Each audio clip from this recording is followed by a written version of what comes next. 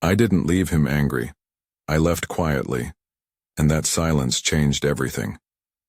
Picture it. Late at night, the house finally still. You have a duffel on the bed, a small bag with your documents, a pair of shoes by the door. You don't slam a door. You don't shout. You fold a sweater, tuck a note into the pocket that says only what you need it to say, and you walk out while the lights are off and the night swallows the sound of your footsteps. There is no spectacle. There is no performance. You simply close one chapter and choose the next. That quiet felt like nothing at first. No applause, no vindication. But after a week, then a month, you begin to feel something else. Steadiness. Boundaries that used to be porous start holding. The constant tug on your attention loosens. The part of you that had been waiting for permission to breathe again, it starts to breathe on its own. In that silence, you reclaim an authority that fury had only pretended to give you. Many people of faith look back and make sense of pain by saying God didn't punish them. Rather, God allowed a season that provoked an awakening. That is one way to hold it. This suffering became a hard teacher, not a verdict. If that idea helps you, carry it gently. If it doesn't, that's okay too. The point is this. The moment you left quietly was not defeat. It was a chosen strategy. It was a reclaiming of dignity. If what I'm saying lands with you, if this is the story you're carrying, pause for a second. Take a breath. If you want the one-page recovery checklist I mention here, simple actions you can take in the next 48 hours, there's a link below to download it, and a short support guide to walk you through the first practical steps. What happened to you was not mysterious. Narcissistic dynamics are not spiritual punishment you deserved. They are patterns of behavior that chip away at who you are over time. To name it plainly, gaslighting is one of their main tools. Gaslighting is when another person systematically causes you to doubt your perception of reality. They deny what happened, twist facts, and make you question your memory, your judgment, and even your sanity. Over months or years, this wears down your sense of self. Small lies repeated, small humiliations repeated, small denials repeated, and you begin to mistrust your own inner compass. You were not naive for staying. You were being human. Many people who are drawn into these relationships share similar vulnerabilities, places where they longed for approval, learned to derive their worth from outside affirmation, or grew up in environments where love felt conditional. That does not make you culpable. It makes you human, and it explains why the tactics worked. Self-blame is another thing the abuser taught you. When memories come back raw and accusing, remember, those memories were often curated by someone else to serve their needs, not to reflect your true value. So how do you move forward from here? How do you turn the quiet exit into the engine of your recovery, rather than a single dramatic moment with no follow-through? I want to give you a practical map, a way to tend to the pieces of yourself that were worn thin, and a tool you can use on the spot whenever your mind brings you back to the old story. I'll name it, teach it, and then give you the daily practices that help reshape your life, step by step. First, the tool. I call it DCD, doubt, critique, or evaluate, decide. Doubt the thought, not in the sense of cynically dismissing your feelings, but in the sense of pausing and recognizing a thought as a thought. When your mind says, I must have done something to deserve this, or I'm useless, your first move is to notice. Name it. There's that thought again. Critique. Evaluate the source. Ask where it came from. Who told you this story? What evidence supports it? What evidence contradicts it? Were you alone when this idea crept in, or was it rehearsed by someone with their own agenda? This step is about testing a belief like you would test a small electrical appliance. Are the batteries actually dead? Or is someone just whispering that they are? Decide on a healthier belief. You don't need to invent a brand new identity in 5 seconds. Decide on a more truthful, kinder narrative to hold in place of the old one. It might be as simple as, I am worthy of respect, or, I did the best I could with the information I had. Then repeat that decision aloud or in your head until it finds footing. Here's a concrete example. You catch yourself replaying the memory of the last argument, thinking, if I had just been better, he wouldn't have yelled. Stop. Doubt. There's that thought. I am being blamed by my inner narrator. Critique. He has a history of blaming me to avoid responsibility. The facts show he escalated when challenged, not that my entire worth depends on how quiet I am. Decide. I did not deserve to be yelled at. I have worth independent of his behavior. Repeat that short sentence 3 times. Breathe. 3 words you can whisper to interrupt a corrosive loop. Notice. Test. Choose. They are the condensed version of DCD. Notice the thought, test its origin and truth, choose a kinder replacement. Over time, this sequence trains your brain to avoid automatic self-blame. That's neuroplasticity in action. Neuroplasticity is the brain's way of saying, the circuits you use get stronger. Use new circuits, ones that protect and affirm you, and they will become easier to access. Now let's grow this into a broader plan. Healing from relational harm happens in layers. I'll sketch 4 layers for you. Physical, emotional, mental, spiritual. For each layer, I'll give concrete first steps you can take. Physical.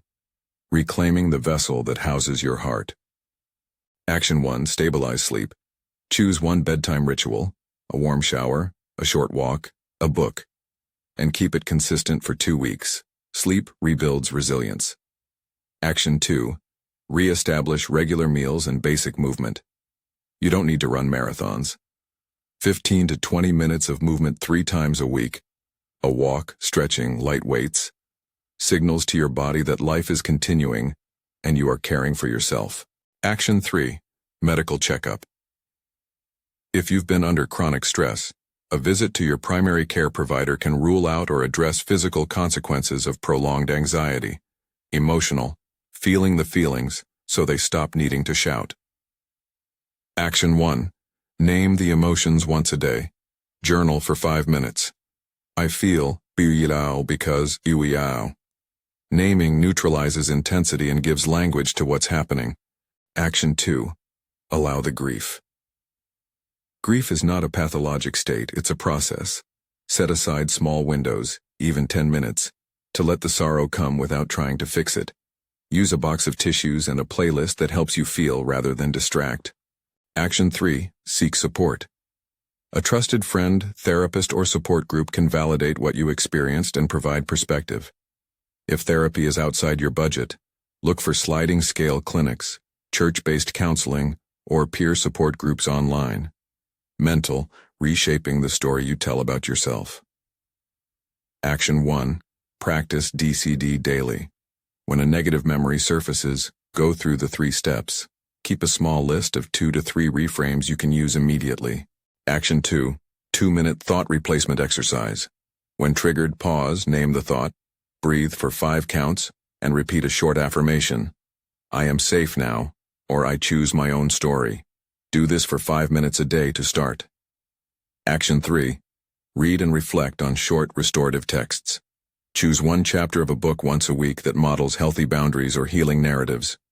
Spiritual. Reconnecting to purpose and the presence that sustains you. Action 1. A brief daily practice of 5 minutes. A prayer, a breath-centered recitation, a psalm, or quiet sitting that roots you in a power beyond the story you were told. Action 2. Find a small community, a group, a class, a church, or study circle that practices compassionate accountability and does not gaslight or shame, where questions and anger can be held. Action 3. Adopt a frame of meaning that fits you. For some, the idea that pain can be a teacher resonates. For others, healing is simply pragmatic recovery. Either way, choose a perspective that helps you move, not one that makes you feel indebted to the harm. When you begin these practices, you will also need practical safety and boundary measures.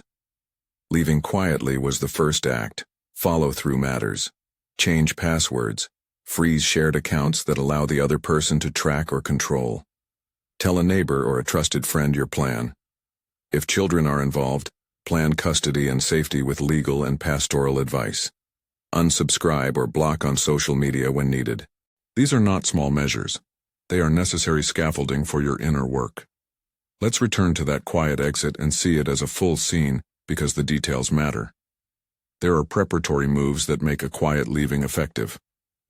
You plan like a general planning for peace, not for drama. Decide. This is the moment you will leave.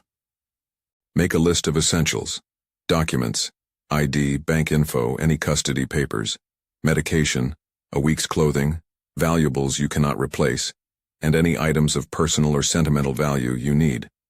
Put them in a bag now. If you can, have them somewhere accessible but private. Choose a time that reduces the chance of confrontation, when the other person is likely to be asleep or otherwise occupied. This is not cowardice, it is strategy. Narcissistic volatility feeds on spectacle. Arrange logistics: a friend to pick you up, a place to go, an emergency fund, or a plan with your bank for immediate access to money if needed. If you lack resources, reach out to a local shelter or faith-based support network. There are organizations whose sole purpose is to help people in your situation. Leave minimal communication. A short note, a text, or no explanation is fine. The aim is not to punish, it is to protect your future. Avoid the old cycle of engagement where his reactions determine your next move. After you have left, enforce boundaries with actionable steps. Freeze joint credit cards. Open new accounts in your name. Change locks if possible.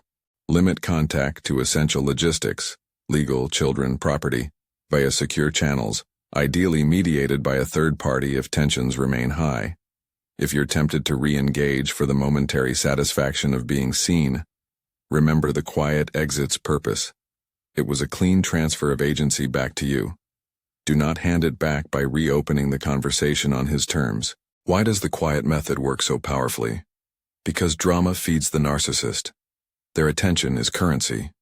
Anger hands them that currency in a loud, visible way. When you withhold the spectacle, you stop paying the tax they demand to validate their sense of control. Silence is not passive surrender. It is a discipline that keeps your energy for rebuilding. It preserves your dignity, because you do not allow your healing to be amplified by someone who profited from your pain. At the same time, be gentle with yourself if you left angrily in the past. Many people do. That exit, even if noisy and messy, was also a step out. I refuse to shame either route. What matters now is the path forward. Quiet, noisy, both can be followed by deliberate reconstruction. A truth that can be hard to accept. Empathy for the abuser does not cancel the need for boundaries. Understand that many abusers learned their strategies in their own brokenness. That understanding can reduce your rage into something less consuming. But understanding does not mean reconciliation. You can say, "I see your suffering," while also insisting, "I will not be harmed by it." Forgiveness can be an act of freedom you choose for yourself. It does not obligate you to reopen doors that will hurt you again. Now, let me offer a short, practical micro-discipline list you can start using today. Choose one item from this list and commit to it for the next 7 days. One affirmation to say each morning. I am worthy of care and respect. Say it aloud to yourself or write it on a sticky note where you will see it. One boundary to practice. Identify one small boundary and enact it. Example, do not answer his calls after 8 p.m. or limit communication to email only about logistics. 5-minute thought replacement exercise. When a memory surfaces, spend 5 minutes doing DCD with that memory. Notice the thought, evaluate its origin, and repeat a substitute sentence 3 times. If you try only one thing today, try this 5-second practice. When a triggering thought arrives, place your hand over your heart, take 3 slow breaths and say, I am here now. That was then. I choose my response. Repeat as needed. We promised a visualization, one that invites your body to remember a future self, so your brain has a target to move toward. Close your eyes for a moment and imagine 1 year from now. You wake up in a bedroom that feels entirely yours. The morning light comes through a curtain you chose. There's a small sound in the kitchen, coffee brewing, the scent of it warm and grounding. You put on clothes that feel comfortable and true to who you are now, not what you used to wear to blend in. You make a cup of tea or coffee, and as you sip, you feel a small column of peace in the center of your chest. You laugh at something small, a memory, a text, a friend's joke, and it feels unforced. You are meeting a friend for lunch with no dread, only curiosity. You volunteer or work in a space where your contribution matters. In a conversation, you name a boundary with calm clarity, and the other person respects it. Your hands, once clenched with tension, rest at ease. The smell of that coffee, the warmth of that sun, the sound of that laughter. Let those details anchor your mind. Now open your eyes, and know that every small practice you do daily is a brick in building that room. Before we close, one important practical reality. Healing is not linear.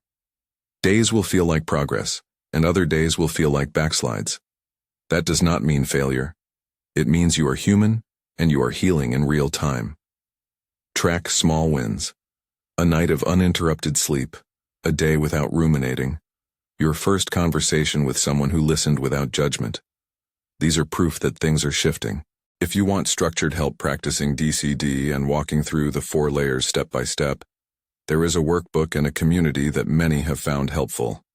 If you feel ready, join this online support group or download the workbook that walks you through daily prompts, safety checklists, and recovery practices. It's a gentle, practical next step, a place to be seen and to learn practices with others who understand. Let me finish with a short benediction, a faith-rooted affirmation for anyone who has carried this weight. May you be steadied by small, faithful actions. May the silence you chose protect your peace and restore your voice on your terms. May you find companions who honor your dignity and a future that reflects your worth. If you want one concrete action right now, do this. Write one boundary on a piece of paper. Keep it simple. No calls after 8 p.m. Or, all communication about logistics by email only. Put that paper where you will see it tonight. Then practice the 5-minute DCD on the memory that most pulls you back. Take that bag off the bed, or at least imagine packing it. In the doing, you are enacting the quiet exit again and again, not as a single disappearance into night, but as a steady reclaiming of your life. You left quietly. That was not nothing. It was the hinge on which everything else could turn. Now, with small disciplined steps and the decision to edit your story with compassion and resolve, you will build the life that silence first promised. Safe, intentional, and wholly your own.